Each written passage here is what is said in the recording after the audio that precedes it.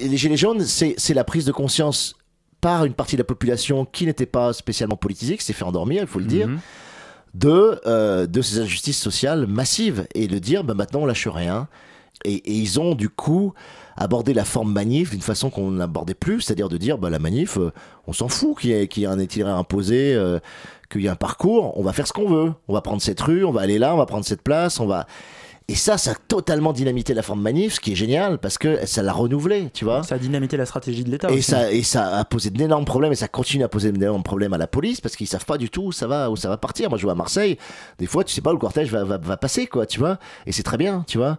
Donc ça, moi, je trouve que c'est très fort d'avoir investi aussi les ronds-points, cette zone, mais absolument abjecte, a priori, d'avoir compris que et symboliquement, et comme lieu, évidemment, de circulation des flux, comme lieu pour se retrouver, comme lieu carrefour.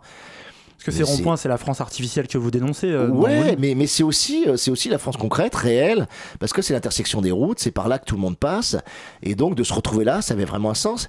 Et d'avoir trouvé cette idée, alors c'est pas quelqu'un qui s'est levé le matin, ou un auteur de science-fiction qui s'est dit, tiens, on va aller sur les ronds-points. Ils l'ont trouvé, je dirais, de façon immanente, organique, par l'intelligence collective. Et c'est une idée géniale. Enfin, moi, je trouve que c'est une idée géniale. T'as eu Nuit debout, tu vois, qui a infusé des choses. T'as eu la ZAD et tout le mouvement autour de la ZAD, parce que ça a touché énormément de gens, mine de rien, le zadisme. Et puis, derrière, les Gilets jaunes arrivent, et c'est pas les mêmes populations. C'est complètement différent en termes d'inspiration. Voilà. Mais ça se met en place. Plus les jeunes pour le climat, tu vois, qui a encore une nouvelle génération qui a pris conscience que, bon, on peut plus continuer comme ça. Là, pour moi, il y a un terreau extrêmement intéressant de conscientisation et de lutte possible qui devrait quand même produire des effets à terme. Donc c'est un renouvellement, c'est une fraîcheur énorme dans les modes de lutte.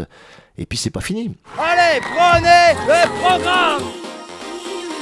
Radio Paris.